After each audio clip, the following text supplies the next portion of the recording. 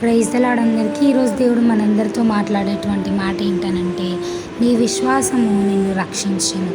Your faith has saved you. దేవునికి మహిమ కలుగునుగాకండి.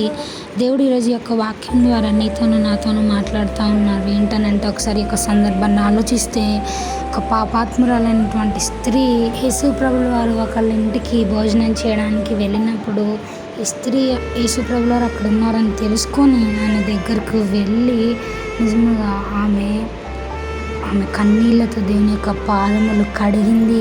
At the same time ఆమె యొక్క కుర్రలతో దేవుని యొక్క పాదాలు తుడిచింది. నిజంగా ఏంటనంటే అండి, అక్కడ తుడిచిన తర్వాత మళ్ళీ అత్తరు పూసింది.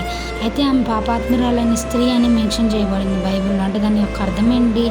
ఆమె పాపంలో బ్రతికింది. అయితే ఏంటి, నిజంగా ఆమె చేసింది తప్పు, ఆమె చేసింది పాపం అని గ్రహించి ఆమె హార్ట్ మెల్ట్ అయిపోయి క్రీస్తు దగ్గరికి వచ్చి ఆమె కన్నీళ్లతో దేవుని యొక్క పాదములు కడిగి, దేవా నన్ను క్షమించని నోరు తెరిచి అడగకపోయినా ఆమె కన్నీళ్లతో దేవుడిని అడిగిందండి.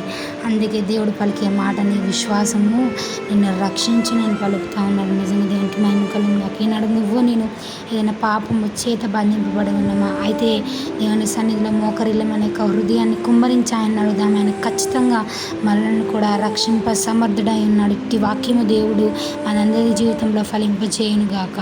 ఆమేన్.